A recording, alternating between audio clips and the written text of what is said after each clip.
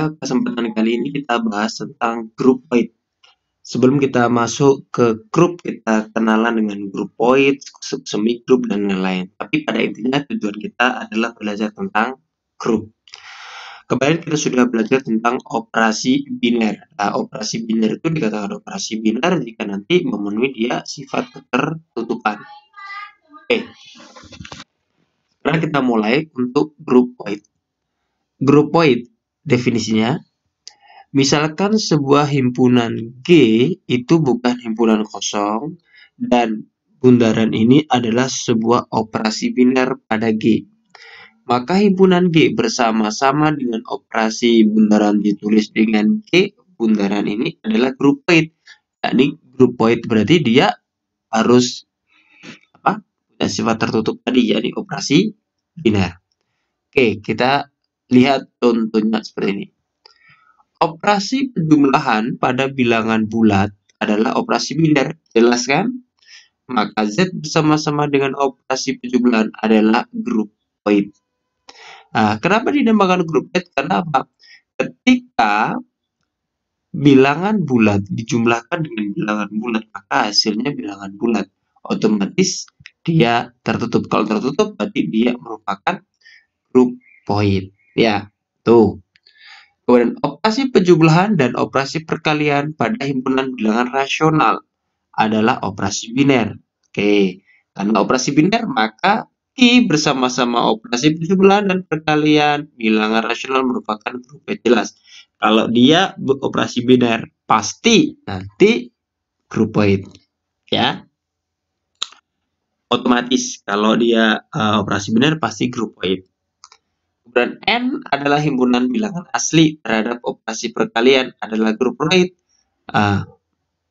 Adalah perkalian adalah operasi biner, harusnya ya ditulis ini adalah grup, maka N perkalian adalah suatu group void, ya.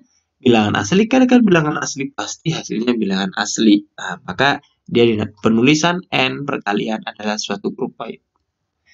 Oke, sekarang kita lihat di sini. Operasi penjumlahan pada bilangan bulat modulo, bilangan bulat modulo ya, N merupakan operasi biner.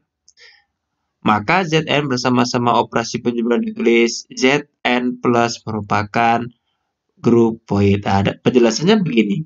Bilangan modulo. Kalau bilangan modulo 12 maka 0 sampai 11. Ya. 0 sampai 11. Dia akan kembali. Kita lihat di sini.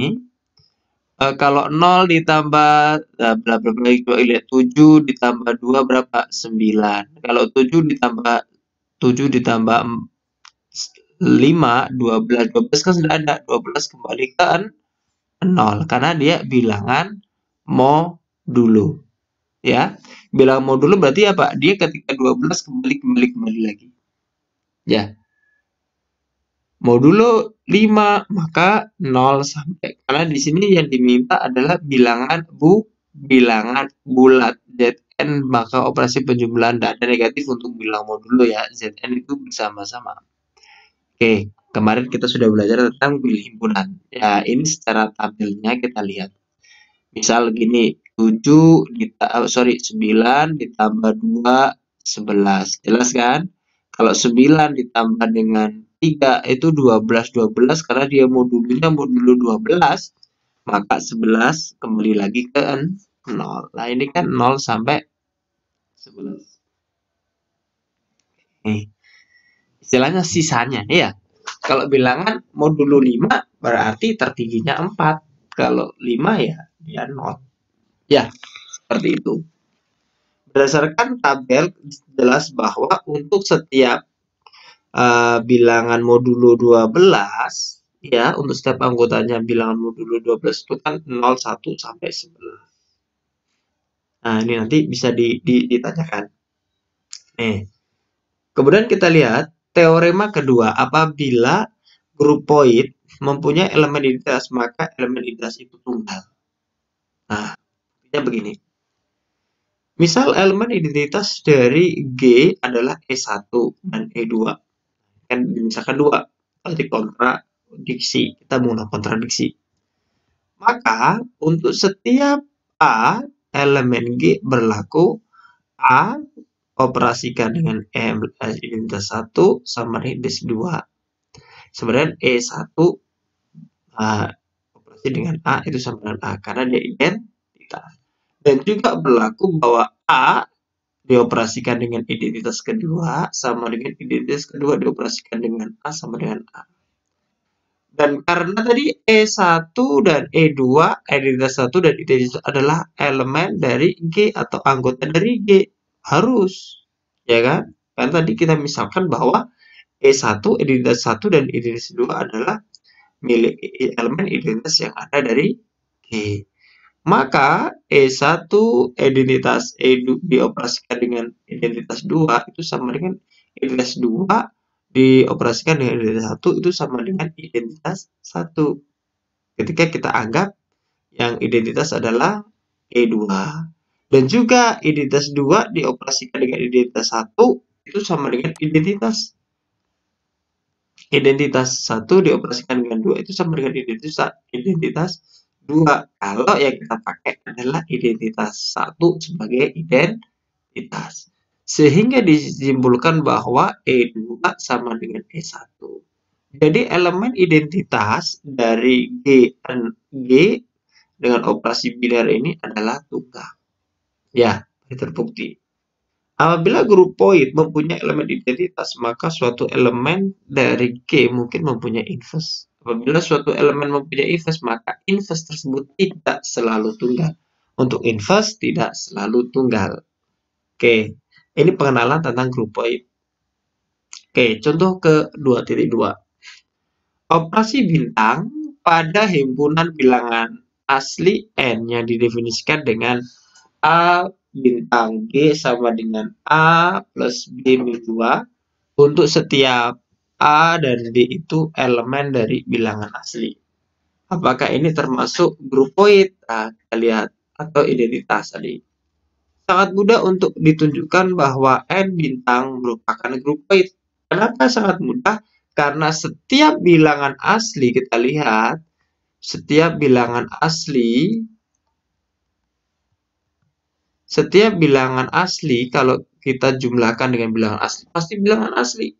Dan bilangan asli dikurangi 2, pasti bilangan asli. Jelas dia punya sifat ketertutupan. Kalau punya sifat ketertutupan, maka dia pasti dinamakan grup point. Oke, jelas. Selanjutnya akan diselidiki elemen identitas dalam N bintang. Untuk setiap A elemen dari himpunan asli atau A anggota himpunan asli, maka ada E atau identitas itu anggota dari bilangan asli. Sedemikian hingga A bintang identitas sama dengan identitas bintang A itu pasti sama dengan A karena dia unsur identitas. Maka kita dari sini A bintang dari E sama dengan A. Padahal operasi dari bintang ini adalah A plus B min 2. Maka A bintang E sama dengan A plus E min 2. Sama dengan apa? A. Maka E min 2, A kurangi akan habis. E min 2 sama dengan 0, maka E sama dengan 2. Sekian. Untuk yang dari sini, dari yang E bintang A sama dengan A. E bintang A itu kan sama aja dengan E plus 2 min 2 sama dengan A.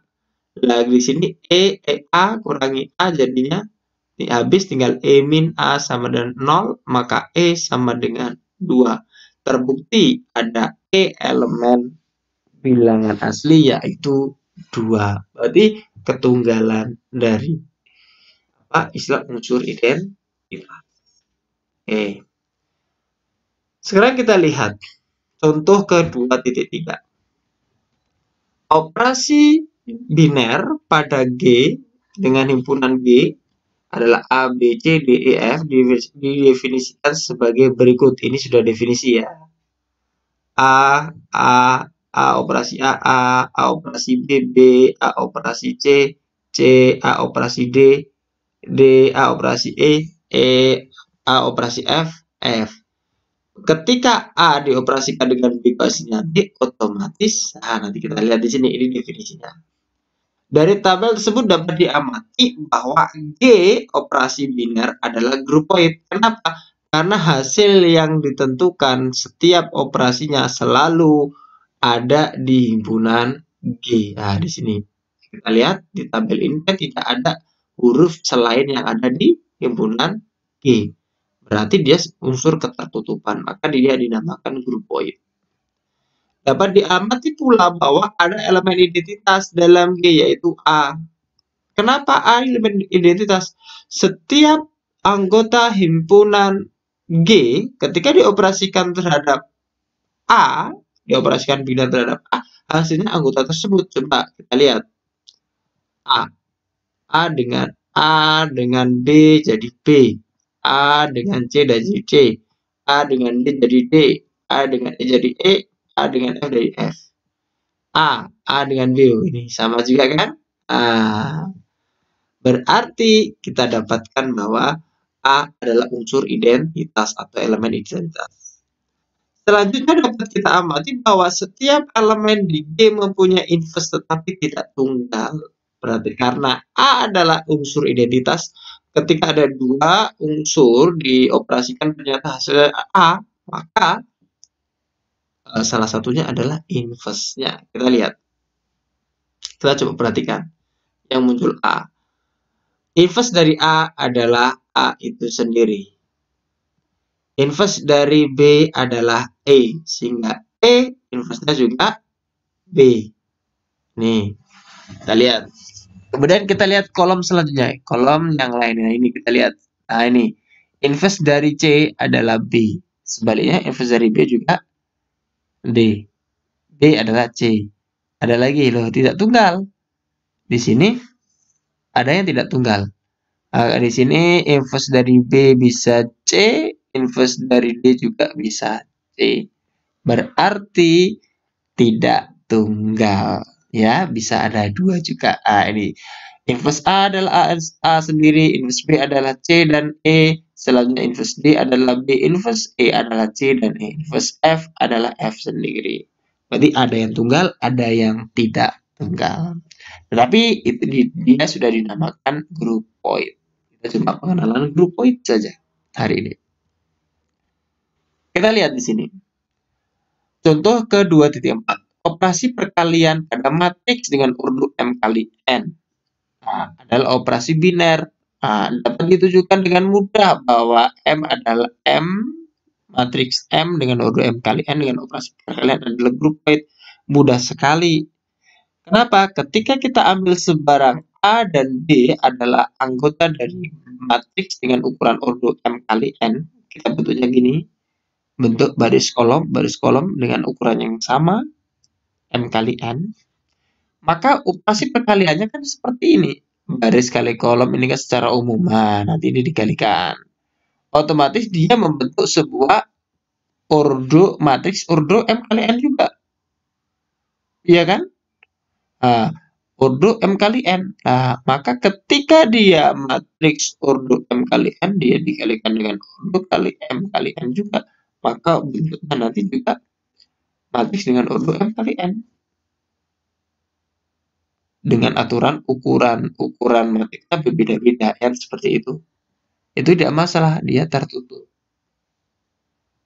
Bisa dipahami ya, ini grupoid. Ketika dia perkalian, kok di sini ada penjumlahan. Kalau perkalian saja sudah grupoid, apalagi untuk penjumlahan. Kita lihat di sini. Bilang rasional, jelas ya. Ini kita lihat, tunjukkan dengan mudah bahwa M kali N penjumlahan adalah grupoid. Nah, untuk setiap A dan B, M kali N, maka A plus M kali N. Ini jelas. Ambil sebarang A, B, M kali N, maka A, ini pasti M kali N. Ya.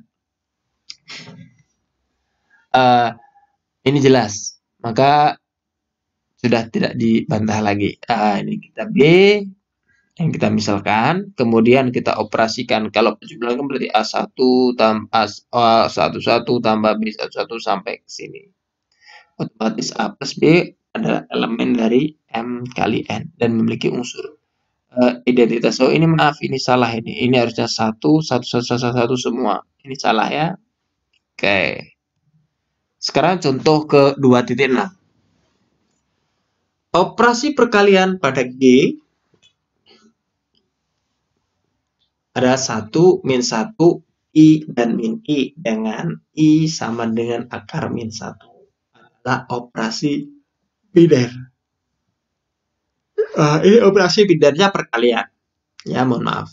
Dapat ditunjukkan dengan tabel Cayley berikut. Coba 1 dikalikan 1 jelas 1. 1 dikalikan min 1 sama dengan min 1. 1 dikalikan I sama dengan I.